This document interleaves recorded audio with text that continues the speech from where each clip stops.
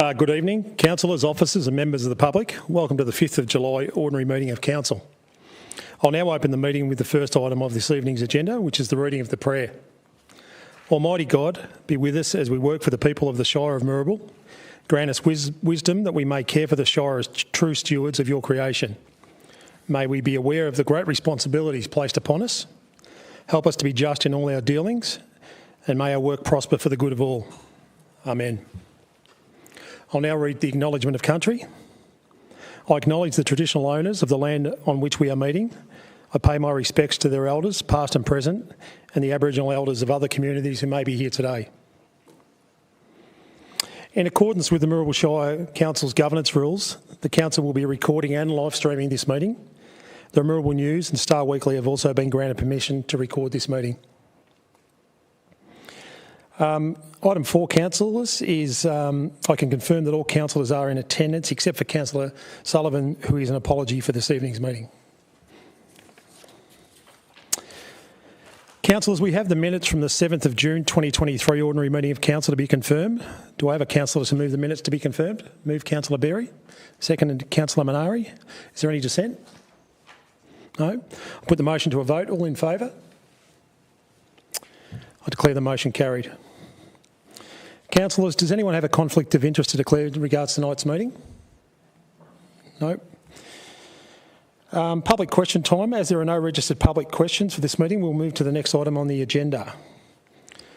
Item 9, petitions. And again, as there are no petitions for this meeting, we'll move to the next item on the agenda. Item number 10 is presentations and deputations. Councillors, we have one member of the public registered to speak at this evening's meeting. The Speaker will be invited to address council at the commencement of the item in question, which takes us to item 11.1, which is an amendment to C104, which is the Community Planning and Development Reports, Amendment C104, Anomalies and Authorisation. Councillors, you have a recommendation in the papers before you regarding this report. Do I have a councillor to move a recommendation? Move it with a question, Mr Mayor, if I may.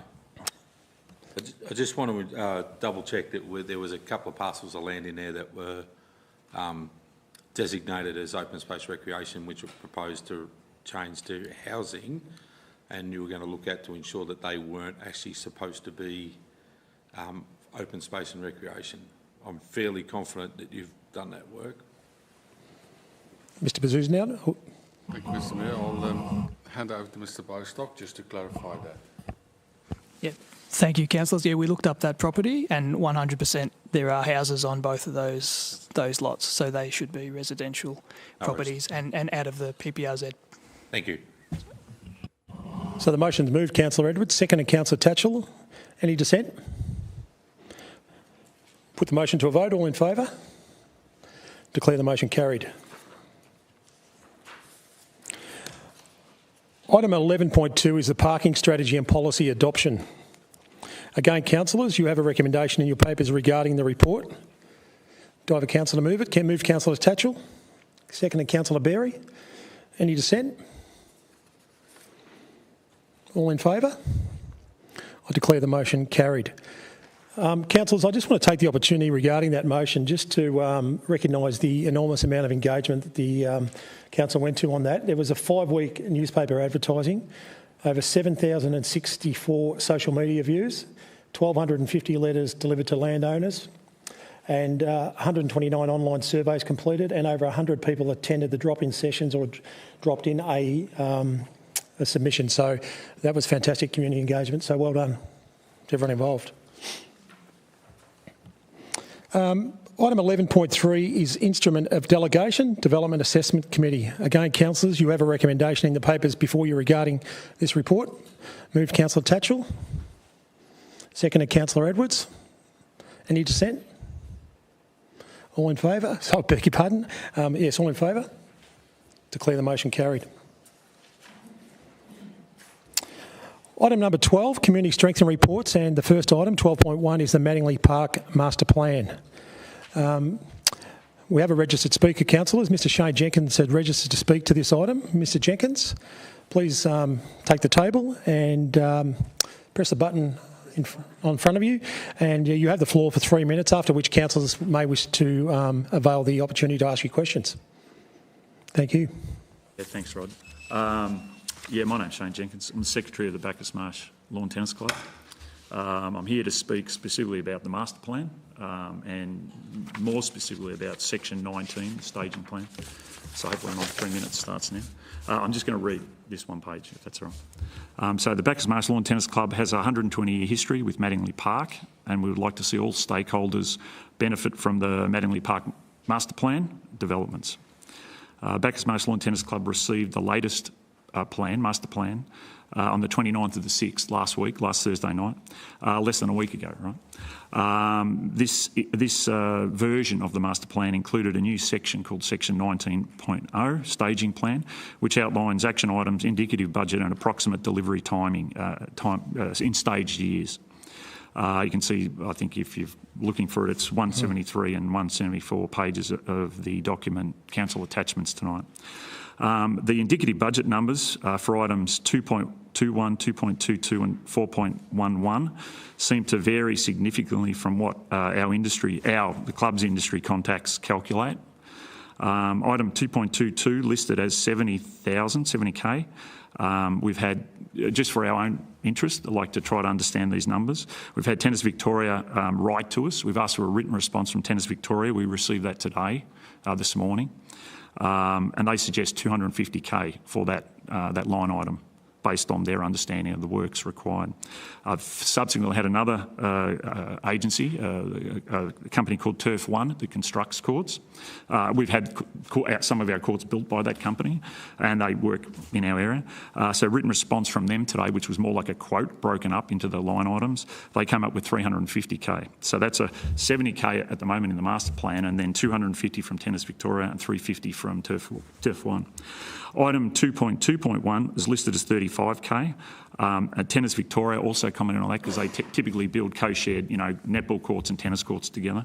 They have looked at this schedule, Tennis Victoria. Their written response today suggested the item they thought it was more like 165K, and they expand on all this, and I'm happy to send the emails to you guys. So 165 for that item relative to the 35K that's in the master plan. And then there is also 4.11 listed as 110K. That's sort of, I think, the resurfacing of the courts, 1 to 3. And Tennis Victoria written response today on this item suggests 225K instead of the 110. And they give scenarios where it might be closer to 110, etc. Right. And then finally, perhaps we are misunderstanding some of the description associated as the action items, because some of them are quite brief. So maybe we're misunderstanding some of that. Some are unclear. For example, item 2.1, the action as stated in the master plan is make the tennis clubhouse facility and courts DDA accessible while conserving heritage value and, where possible, removing additions that are unsympathetic to the heritage. So at this stage, the Bacchus Marsh Lawn Tennis Club needs clarity on what this action 2.1 means, especially the removing additions, because we're not really sure what things might be moved and so forth. Right? If we could gain clarification on this item, then we can better understand the indicative costs. There's an 80K cost associated with that. So finally, we would like to have the action items provided to the stakeholders in more detail, please, to clarify the deliverables, indicative costs and schedule dependencies. This will assist setting expectations, because it helps with expectation setting. We feel this is an important step, probably before the plan is adopted. I mean, you guys understand the mechanics here. I don't really. I just sort of understand the costs and the things. So potentially I have a motion, although I think you guys make the motions, right? Which is we would just like to have the council vote to maybe postpone the approval of this document until the Shire officers and industry specialists generate more detailed deliverables and clarify associated costs and timelines. Once these updates have been added to the master plan and reviewed and agreed upon by the stakeholders, the council vote for adoption should be. That's just my understanding of how maybe things work. But we just wanted to highlight those items. Yep. And I understand they're indicative costs. So, yep. Thank you, Mr Jenkins. Councillors, do you have any questions for Mr Jenkins? Councillor Berry. Sorry, I don't have any questions for Mr Jenkins, but I have a question for officers. Yes. Thank you. Will there be a clearer understanding of costings in the next process, given that this is the master plan at the moment? Through you, Chair. The master plan that is currently before councillors does provide indicative costings. The next stage of detailed design will include detailed more detailed costings, and so that will be the next stage. So the answer to that question, Councillor Berry, is yes. Can I just have a subsequent Yes. one? So what Mr Jenkins has pointed out is 70,000 is a big difference to the next step. How do you explain the difference in the larger costs? So the indicative, through you, Chair, Yes. the indicative costings that are being included in the master plan are just that, indicative costings based on the master plan at this stage. As I said, the next level of design will be a great level of detail, and so it would assume on what the scope has been presented to Tennis Victoria, for example, but the next level of detailed design will assist in the next round of costings for the master plan. Thank you. Councillor Tatchell. Yeah, thanks, Mr Mayor. My question to Mr Jenkins, I've got two. One is, how many members do you have of your club? No worries. And is it open to the public? Yes, it is. The club introduced a new system about 18 months ago, a system that allows the community now to book online themselves, which gives them a dictate access to, which we've never had in the past. So, Could I ask you another one? Yes. Mr Mayor? On these indicative figures that came back from Tennis Australia, and I only question them because I've built a court myself at home. What sort of court are they talking about compared to what? yes, so that's all specified, but we were under the impression it was a one-for-one. So our existing court 7, which is being sort of intersected, if you like, cut in half for the netball expansion, that is an artificial grass court. That's what they've quoted on the same thing. Concrete base, artificial grass court, fences, lighting, all of that's in that. The pricing. In that quote. So I apologise that you guys haven't seen that stuff. We only got it today, right? So, like I said, I we just only want got. to clarify. Yeah, sure. No, that's fine. I think that's, well, I'm not sure if I'm allowed to talk anyway, but that's all we were trying to get is You're sitting there, you clarification. may as well use the microphone. Well, it's just that we were just after clarification, making sure that our understanding of the numbers match what we think, expectation-wise. We thought, one for one. So It'd be fair also to say that in a master plan there'd be indicative figures thrown in there, but when it comes to actually production or when you actually put these things, it'll be whatever the cost is of the day. And Sure, as yeah. we've seen over the last 3 or 4 years, I mean, Sure. costs have gone up exponentially. So Sure. My comment to that would be it would be dangerous to be too far away from your indicative numbers and what your final numbers are. If they're significantly different, they may change your design considerations. Yeah, right. So you'd want to be careful about that. thank you, Mr Mayor. Councillors, any other questions? Councillor Dudzik. The report says that following consultation with you that the plan was updated to propose resurfacing of the existing tennis courts 1, 2 and 3, relocation of court 7 and freeing up court 7 for additional netball plus resolving drainage issues and a new shed. Is that all what your group is wanting? Yes, great question. So those sorry, thanks, Rod. Those questions, Tonya, they're the line items that we see there. So yes, our understanding of the netball works and the tennis court rebuild on the other side, those things we sort of understand high level those, and then that's why we've gone to get the costs of them because those numbers listed are sort of not reflective of that. I'm not sure if that's answering your question, but that's what we're talking about. Those items are the items here. Sorry that I didn't put them all in there, but I only had 3 minutes, all right, I thought. So, Just checking that is what you're wanting. yeah, that's what we're talking about, yes. Councillors, any further questions for Mr Jenkins or officers? It's worth noting again that when this was approved to go to Public Exhibition Councils in November 2022, it attracted 312 submissions, which is the most of any recreation reserve master plan. Such is the interest in Mattingley Park, not just from recreational users but passive users, so it attracted significant interest. Thank you, Mr Jenkins. Councillors, you have a recommendation in the papers before you regarding this report. Do I have a councillor to move the recommendation? I'll move the recommendation, Mr Mayor, with an additional point, if I may. And that additional point would be that Council continues to work with Bacchus Marsh Lawn Tennis Club, particularly on developing further updates to the stage 19 of the Madley Park Master Plan. Thank you, Councillor Edwards. Happy to second that. Seconded, Councillor Berry. Any dissent? All in favour? Declare the motion carried. Councillors, item 12.2 is the Advisory Committee of Council reports. Again, councillors, you do have a recommendation in the papers before you regarding this report. Do I have a councillor to move? Councillor Minari. Seconded, Councillor Dudzik. Any dissent? All in favour? Thank you. I declare the motion carried. Item 13 is other reports, of which there are no other reports listed on the agenda. Item 14 is notice of motion, again, of which there are none. And I'll move to item 15, which is notices of rescission, which again, there are none. Councillors, item 16, and the next item on the agenda is the Mayor's report. Councillors, you have a recommendation in the papers before you to receive the Mayor's report. Would I have someone to move that recommendation? Move Councillor Tatchell, seconded Councillor Minari. All in favour? Carried. Councillors, I just want to make comment on two items on that report. On the 9th of June, I know myself and several other councillors, including Councillor Sullivan, who's absent tonight, attended the opening night of the Bacchus Marsh Rotary Art Show. It was a fantastic event, and several thousand people went through that event over the long weekend, the King's birthday weekend. I've got to be careful. And that was just a wonderful event. So I commend everyone involved in the Bacchus Marsh Rotary Club in putting together that art show.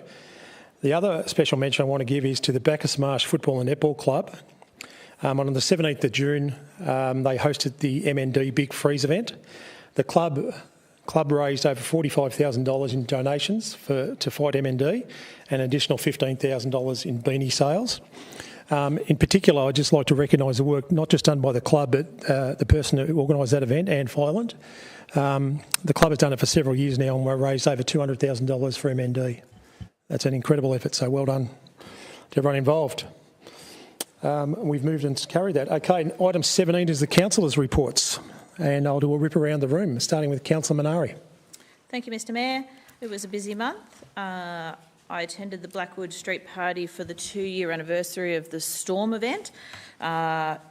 Residents from Blackwood, Barry's Reef, Dales Creek, Greendale, and I'm sure many others attended the night. We all rugged up, and it was a show of resilience and remembering what we went through and just sharing stories and some local bands came, and I think everyone had a great night, which was good. I also attended with Councillor Berry the MAV meeting procedures training in Melbourne. It was really, really, really good day. Lots of robust discussion, lots of nutting things out in terms of how the meetings move about and changes in different directions really quickly. So there was lots of discussion and questions on that, which was really good. And you get to also meet other councillors from other councils, so you're always sort of networking there, which is great. I attended the Ballan Senior Citizens lunch with Councillor Tatchell, and it was nice to meet up with some senior citizens that may not get out all that often and may not reach out, so it was nice to have a chat and move around the room and talk about maybe some issues that they had, so that was good. Last weekend, I attended the first official meeting of the Mount Edgerton proposed war memorial. It was really, really satisfying to see new volunteers with a new project, new idea, young and old coming together. We met at the hall. It was really refreshing, and I hope that council can work with them, hopefully, to expand those ideas. I also attended the Moorabool Youth Arts Awards night. An array of art across Moorabool for our young, I think it was 12 to 25-year-olds. They also had some other youth things going on the night, and it was wonderful. And the prize winners were showcased in the library for a week, which was lovely. I think it was great for the young kids, for the young youth to see that their art could go up on a public space and be acknowledged. I also attended the Ballan District Chamber of Commerce dinner at the local business, the Plough Inn in Murnyoll. I was a past member there, so I obviously go along and love to catch up with old members and old friends and local business owners in our area. So I always enjoy those nights. And so it's been a busy month. Thanks. Thank you, Councillor Minari. I understand there was a good guest speaker that night too. Councillor Tatchell. Nothing to report, Mr Mayor. Thank you. Councillor Berry. Thank you, Mr Mayor. On the 9th of June, I also, like Mr Mayor, attended the opening of the Bacchus Marsh Rotary Art Show, a fantastic evening display of artworks from near and far, and they come from interstate. And just to note too, I was informed on the night that it is the longest running art show in Victoria, so they do a fantastic job, and I believe there was the opening night, there was about 200 locals attended the evening, so a good night had by all. On Tuesday the 20th of June, I attended the Bacchus Marsh Senior Citizens Club lunch, an enjoyable lunch organised by councils whilst chatting with current members, with them sharing great stories. And just like to note that I think they just have so much knowledge, particularly the ones that are living in Bacchus Marsh, about the areas, and that we should delve into their heads a lot more, I think, for what's going on in town and suggesting things that can happen in Bacchus Marsh. Saturday the 17th of June, I attended the Bacchus Marsh Football Netball Club Freeze fundraising game, as Mr Mayor did. I wasn't at the luncheon, but I had an enjoyable time outside watching those sliders slide down into the icy cold water. I heard my name mentioned a couple of times that Councillor Berry's going to slide down that slide next year. I don't think so, but they do a fine job fundraising. 56,000 this year, and to date so far over the last few years hit over the 200,000 mark, which is fantastic for MND. So they can do some more works and help that horrible disease for the people that do get diagnosed with it. And I'll finish off with, I attended quite a few other things. The MAV training was a good day, had by all. I attended with Ali, with Councillor Minari.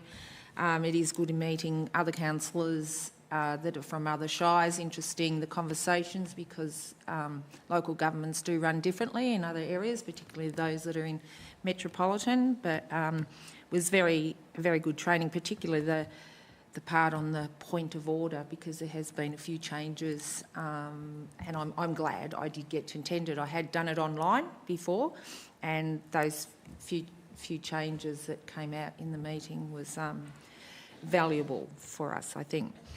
And to finish off, at the Peri-Urban Council's Victoria meeting on the 30th of June included a presentation delivered by Maddox on the windfall gains tax, noting how it will impact on PUCV communities. Thank you, Mr Mayor. Thank you, Councillor Berry. Councillor Dudzik. I attended the Bacchus Marsh Senior Citizens Lunch on the 20th of June with Councillor Berry and the Mayor Ward. It's really good to see the Bacchus Marsh senior citizens using the facility again, and thank you to all the staff that were involved in organising it.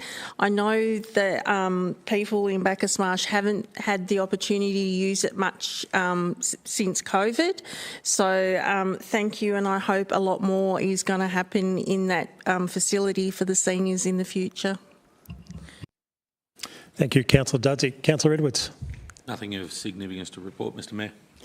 Thank you, councillors. Item 18 is urgent business. Councillors, do we have any urgent business? Councillor Tatchell? It'll probably relate to a question more than urgent business. Please proceed. We'll have to get it approved to do urgent business. So, Councillor, would you like to outline the item? Basically it's about the overruns that are involved with our current issues with a lot of unfinished symphonies, and I know we've had a number of issues that are probably unusual in terms of where we sit today, and we have an enormous amount of those problems with most of it's been said in the press or on social media. Thank you. Do we have a mover to accept this item of urgent business? Move Councillor Dudzik, seconded Councillor Edwards. All in favour? Councillor Tatchell, the floor is yours. Yeah, so look, it's not so much about the actual fact that the projects are behind. It's my concern is that it will have a dramatic effect on our budgetary requirements going forward in terms of there's absolutely no denying that when you have large delays it has a fiscal problem that's associated to it. And I suppose what I'm suggesting is, do we need to have a mini budget in regards to the extraordinary delays that we have had, have a clear understanding of what the actual debt will be in terms of, in relation to the budget for those particular items, and because they will have a dramatic effect on other projects going forward, and there'll be a lot of other projects that'll be delayed because of it, and so will the costings. And I think tonight's been a classic example where we have a discussion about costs today and where they may be into the future. And I think we've seen over the last 3 years there's been some extraordinary changes in the way that budgets have happened in terms of infrastructure, and not just with the state government. I'm sure that we have our own issues. So what I'm suggesting is that we, as a question, should we have a mini budget to get a clear understanding of what that actual debt is, how far away we are from budget, how we're going to fund it, and the ramifications of what we do with projects going forward, whether they need to be moved out or changed, redirected, whatever that may be. But I think it'd be foolhardy just to continue on without knowing that, because we'll have another budget in 12 months, a new council in 2 years, and of course we don't want to leave them with an issue that's a hangover from the issues of COVID and the issues of the fiscal issues that face this state at the moment, especially in light of the funding dry up in terms of the state government. So you can take it as a question, you can do it as a motion, you can do it any way you like, Mr Mayor, but what I'm asking is, do we need a mini budget in the next meeting or the meeting after, so that we actually know where we stand and what we need to do to move forward? Yep. Thank you, Councillor Tatchell. Mr CEO. Through the chair. I think probably the first stage of that is what we currently have planned is a report to come to a council briefing. We're currently finalising the numbers for 22, 23, and then we're reforecasting out 24, 25 on that basis. And I think once that report is then complete, we would be able to come back to council with a full picture. Most of the, not all, there are some operational, but most of the areas that are under significant strain are in the capital works space, which I think people around the state are well aware of. So I think where we are at this moment in time, there is a piece of work that we are doing, and I think once that report comes back to council, I think that will give us a very strong guidance on where to from there. And we have adopted a budget, but if that budget does require adjustments on the basis of what this next analysis has shown us. But you're correct, Councillor Tatchell, we are seeing, even on the current tenders that we're seeing, we were hoping it would begin to decrease. It hasn't. The costs do seem to be continually escalating. It probably can't continue forever, but at this moment in time, we're definitely seeing increases above where we anticipated them to be. And once that analysis is done, I think we'd be in a much better position. In saying that, I don't think it's doom and gloom. It's 3 to 4 of our bigger projects is where the issues seem to be, and it's really around materials. This is really what's driving a lot of that cost base. Councillor Tatchell. Thanks, Mr CEO. I suppose what I'd like to see is an advertisation of where we go going forward, because there'll be a new council here. As everybody knows, when local governments take them, they put a project out. It's sometimes 4, 5, 6 years before it actually comes to fruition. And unless we have a budget, because I know we've been extremely fortunate over the last few years where we've had budgets of $70, $80, $95 million in terms of large capital works budgets. But we also have to move with the trend of where state government is, and the fact that we won't be getting that sort of funding that we used to, or we'll have to fight a lot harder for it. And it's a hell of a lot easier to be prepared for it and make sure that we have a plan going forward, not just for us as a council, but to make sure that the next council has a streamlined approach in terms of what we need to do in terms of the of the council plan and what needs to be altered in that council plan to reflect the current fiscal environment we're living in today. And it also needs to include that the interest rates and the fact that we really are in no man's land, and those of us that have got enough grey hair would know what it was like when interest rates went through the roof 20 years ago, and of course that knock-on effect. But I'd also like to note that there's our residents are under fiscal strain as well, and there hasn't been a lot done in terms of both federal and state governments. It's been more about social engineering than trying to rectify the current situation. And unfortunately, the bottom 5% are doing it tougher and tougher. And I can tell you today that I was talking to some people that are literally turning their heating off, and because of the power bills. And we'll say, well, mate, all want us to go to electricity. We need to be very, very mindful that country people are paying through the nose anyway, whether through LPG or whatever. So this will also have an effect on the facilities that the council runs, so that Darley Pavilion's a classic example. They will use more power, it will cost more to operate. The smaller facilities will cost more to operate, and unless we have a budgetary position that allows us to add to those clubs to make sure that they're viable, we could see a cliff at some point. And so I agree with Mr CEO that I'd just like to see either a mini budget or something we can go and say, this is a problem, so that this council, in the 18 months that has left, can actually put together a plan to make sure that we're right for the next council, whoever that may be. That's my story. Thank you, Councillor Tatchell. So just for clarity, we'll be receiving an update from officers at an upcoming briefing on the state of the budget, the capital expenditure on our major projects, and where there may be possible overruns and the impact. Chair, and we will extrapolate that over a 5-year time frame as well for you, so you can actually see the impact over the current long-term financial plan, and then what we think is happening. And so you're aware, from our modelling, we have factored in 2 more rate rises. I'm sure people won't want to hear that, but our modelling, we're stress testing another 2 rate increases on that basis. You could argue that it should be more based on UK rates and everything else, but I think at this moment in time we're stress testing with 2 more rate increases as well, but we will extrapolate it over at least 5 years. Councillor Tatchell. I think it's very important that we actually explain that to the public. And I think a lot of the times it just comes out, this is going up or that's going up, and I think we need to be much better at simplifying how we explain that, and so that people actually understand what the situation is, and rather than it just be a hit. And I think that's very important. But I appreciate what you say, Mr CEO, and I'm glad that you're on top of it. Thank you. Thank you, Councillor Tatchell, and thank you, Mr CEO. Councillors, we have 2 items to be considered in a closed session of the meeting, to the public. 19.1 is road major patching, and 19.2 is Stigler Street Beland and rehabilitation works.